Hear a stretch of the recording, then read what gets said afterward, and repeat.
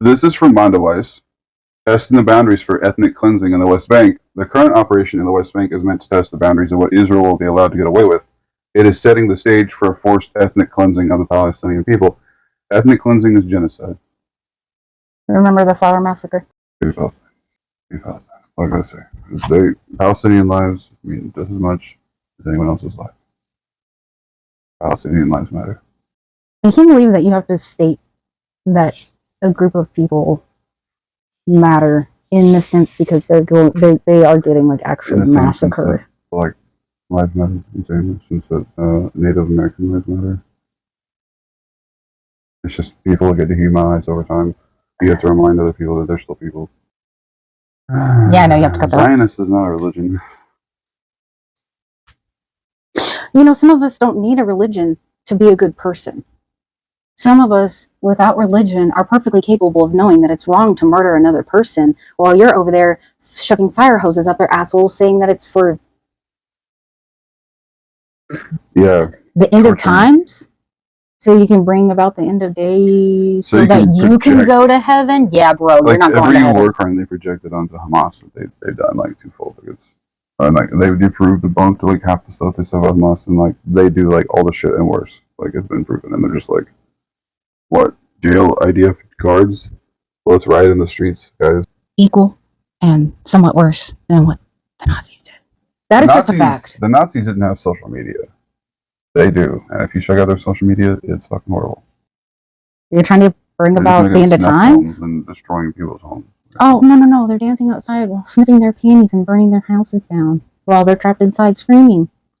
Again, some of us don't need religion to know that that's not a good thing to do. And that if there is a such thing as some sky daddy god thing, it probably doesn't want you killing its other creations. Just a thought. Stop murdering children. When I read that in the very beginning, I read it as summer cramps. And I was like, yeah, I'd have some of those too. I get some cramps too. Yeah. Sorry. You know what I do? I take a Midol for it. Maybe Netanyahu should try Midol. Yeah, take a Midol, you motherfucker. You know? They've already proven that men have periods, so... Menopause. It's menopause. There's a pretense of novelty in Israel's most recent offense in the West Bank, which it has glibly called Operation Summer Camps. Even before it began, Israel announced that the operation was the most wide-ranging invasion of the West Bank since 2002. What is most striking about this framing is that the charade that each new operation represents a fresh response to an emerging threat.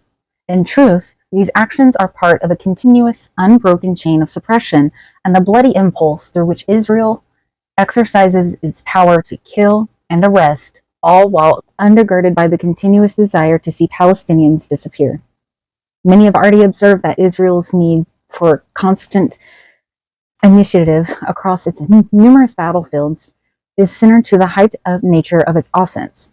In Gaza, Israel finds itself consolidating its presence in the Philadelphia and Netzarim corridors with little military initiative elsewhere in the Strip beyond maintaining relentless pressure on the Palestinian population that has endured all manner of horrors over the past 11 months, and further back, including daily massacres that are tearing apart the social fabric of the small and dense coastal strip. I'm tired of pretending like it started on October 7th. All right, this has been going on for a long time. It escalated quite a bit. I understand that, but it didn't start then. That's just what annoys me, because everybody's like, oh, you know, they were all peace, love, and hippie until that day. Like, no, they weren't. It was an apartheid. It was an open-air prison. It was controlled to every possible degree of the same way that we used to do with slaves after we freed them. It's not freedom. And what happens to people that are essentially enslaved? They rise up. They fight for their freedom. They fight for their children's freedom. We should stop sending money to Israel and stop paying your taxes. Stop sending weapons. In the north, the Lebanese resistance and the Israeli military trade blows within a highly regularized set of rules of engagement. Despite earlier escalations, the battlefield remains largely fixed within specific rhythms, extracting a toll from both sides without any clear resolution in sight. In other words, Israel's military campaigns, if not approaching a stalemate, have settled into a war of attrition. The way to regain the initiative is to open up another, perhaps easier front that might offer a clearer image of victory. even as the actual prospects for decisive victories in the other theaters fade. But to whom does Israel want to demonstrate this initiative? First and foremost, Israel's military machine is being driven by the demands of its own settlers and the right-wing agenda that pushes the country toward perpetual war. The need to see things happening, soldiers breaking into homes, Palestinian fighters being killed, is imperative for the type of war Israel is currently waging. This pressure for more war, originating in a certain segment of Israeli society, is juxtaposed with another pressure from a different segment, which concedes the need for more war, but insists on getting back the captives held in Gaza first. There's no Gaza left, bro. And if captives, you guys don't care about the captives. It would take 15 years just to clear the rubble in Gaza. And a prolonged military. Why do Christians even care? Look, Jews don't believe adult Jesus, and Christianity is largely based around adult Jesus. Does this make sense to you? This doesn't make sense to me. Why are we so why such a hard-on for fucking Israel? Because it's in the Christian Bible. Fucking so what? Who cares? I'm just answering your question. I don't know. Well, how is that relevant? Aren't we supposed to separate God and state? In our nation, other nations don't do that. And it's questionable here anyway.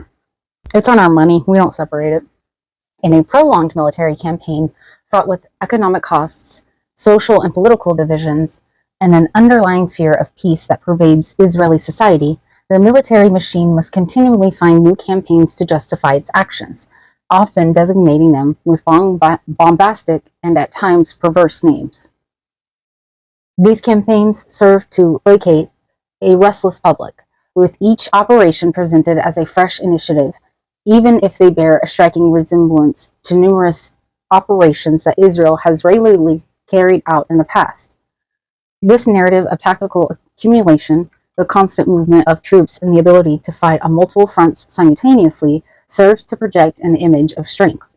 But it conceals an underlying rot, which is Israel's lack of viable solutions when it comes to directly confronting its arch nemesis, Iran, or engaging in open warfare in the north with a Lebanese resistance. This is why the West Bank offers a convenient respite, a new theater where the illusion of control and progress can be temporarily sustained. Broader strategic picture grows increasingly dire.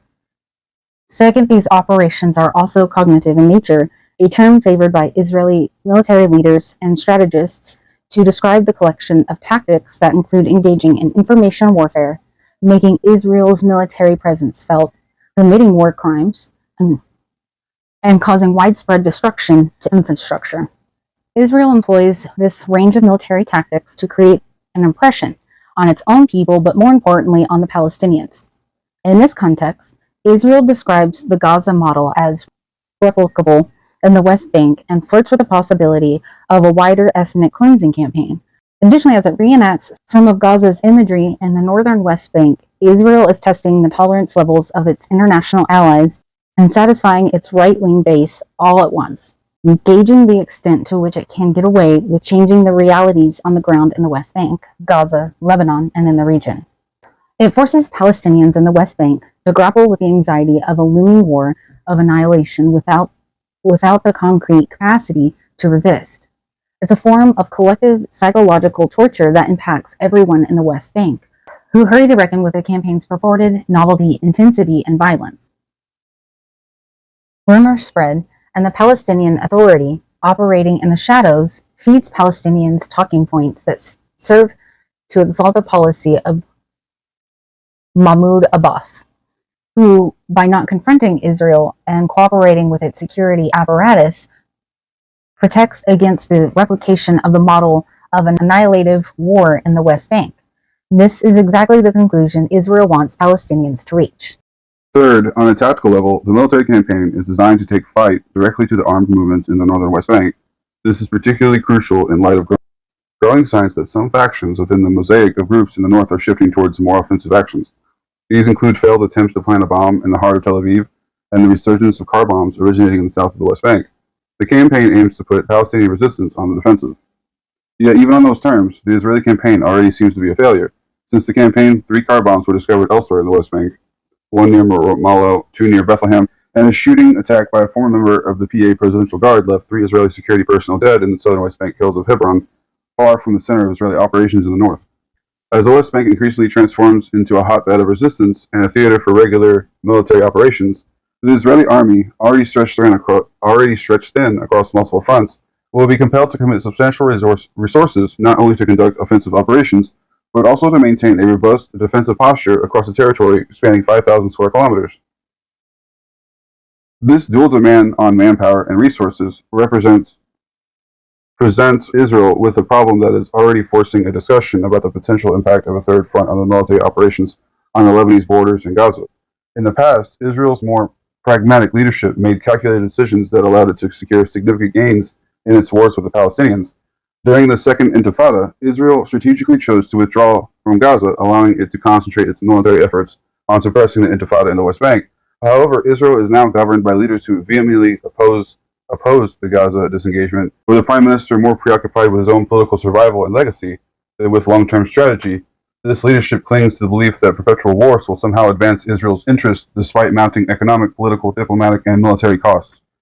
They frame Israel's current struggle as a second independence war, yet as the conflict spirals and deepens, their mismanagement of strategic dilemmas starts to take a toll. Israel is essentially relying on time and military force to resolve its challenges, but like any gamble, the outcome remains uncertain. While force may provide short-term gains, the long-term risks and costs are accumulating, and betting on an indefinite conflict would ultimately prove to be a severe miscalculation. More fundamentally, Israel's policy of economic deprivation in the West Bank, alongside efforts by its right-wing factions to decouple Israeli trade, labor markets, and infrastructure from the territory, gives a glimpse of the type of war advocated for by figures like Bezalel Smotrich and Itamar Ben-Gvir. Since October 7, the leaders of the Messianic settler movement, who are now driving Israel's government agenda, have intensified their efforts to arm settlers en masse and are directing the state to further decouple Israel from the West Bank economically, financially, and infrastructurally. This strategy reflects a broader vision of the right wing. By cutting off the West Bank from Israel's economy, they aim to deepen Palestinian isolation, further entrench Israeli territorial control, and weaken the relations that have created a comfortable status quo for the Israeli state in the past 2 decades. It also aims to artificially induce economic collapse and shrink the Palestinian economy in the West Bank. Some of these policies, such as pirating Palestinian customs taxes, have been in place for a long time, but Bezalel Smotrich is now pushing for more aggressive measures. He has hinted in the direction of financial decoupling from Palestinian banks and other forms of economic warfare designed to create abject conditions in the West Bank. These moves would deepen the economic isolation of Palestinians. It would also delink Israelis from any interest in trade and labor with the West Bank and could create conditions for an economically fueled ethnic cleansing, but more importantly, it will set the stage for a forcible campaign of ethnic cleansing. While the mere flirtation with such policies is itself a form of power, instilling fear, anxiety, disorientation among Palestinians, it also outlines the gradual erosion of their daily lives. These policies signal the slow but steady loss of economic and social stability. Let us be clear. These measures are not merely empty gestures or intimidation tactics. They serve as a clear indication of what is to come. The groundwork is being laid for a more comprehensive and systemic effort to further isolate and delink Israel from Palestinians in the West Bank, make more aggressive land grabs, and prepare for a broader offensive for Palestine. Do I have anything to say? Nothing that I haven't already a million times over. It's sick to watch.